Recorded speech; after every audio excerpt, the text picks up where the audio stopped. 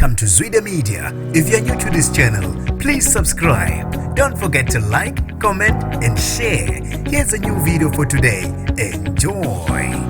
Sidlule nemphefumulo ewu8 Kwisphihli Sengozi esenzeke ngasemandeni manje ekseni phakathi kwetruck kanye nemonto encane. Nginibingelele ngiphinde nginamukele izindabeni zezwide-media. Igama lami ngosibonga konke wakandwande mothanda ungangibiza intatheli ka YouTube. Basale beshaqekile abantu esikhundleni zokuxhumana kwenzeka Kwisphihli Sengozi edlule nemphefumulo engu8 manje ekseni. Kube ukuthi kushayisane imonto kaMalume Wezingane Zeskole kanye netruck ku N2. Imonto ibe isiphehlika yaphela yaba izicucu. Lengozi eyenzeke manje ekseni emandeni phakathi kwama-bridge u18 no19. Umgwaqo kube ukuthi usavaliwe. Ingozi le idlule nabantu abangu8 abangakadalulwa amagama kanye nezibongo. Akubikwa ukuthi zingu6 izingane zesikole ethe zadlula emhlabeni kulesiphihlisi sengozi nabawu2 abadala. Abanye ababekhona emontweni kube ukuthi namanje abakatholakala basabhekwa. Abantu abaningi badlulise amazwi enduduzo ezikhuleni zokuxhuma. Umonde Mthembu uthe awu kodwa usathana ubaphucelana impilo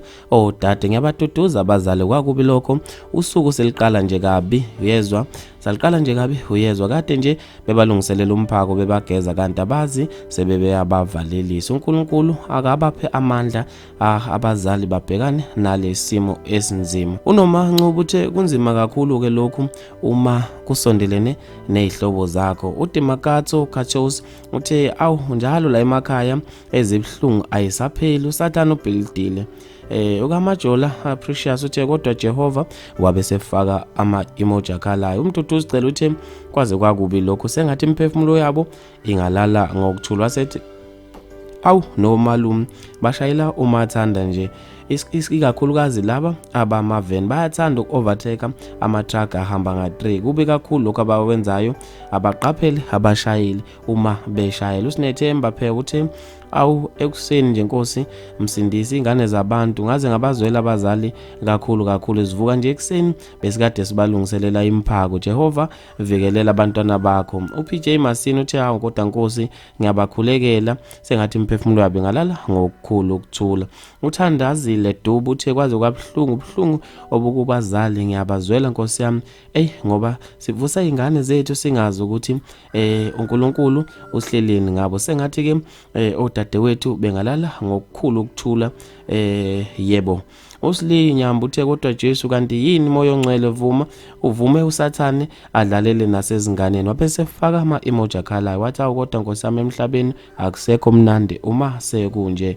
uMbalenhle Zuma uthe kodwa Nkosi awu wasefaka ama-emoji akhalayo. uBusi Moyelazi uthe kodwa awu abantwana Nkosi yami sivikele Nkosi noma qhamuka izilingo. Wabese faka inqwaba yama-emoji akhalayo. Bafethu maningi kakhulu ama-comment ngizofisa mina ukuzwa ukuphalo kwakho khona lapha kuyi-comment section ngalolu daba. Mina nje ngitathela YouTube sengiphuma kanje sithi ke dudu kubazali nezihlobo kanye nabangani babantu abathe badlula emhlabeni.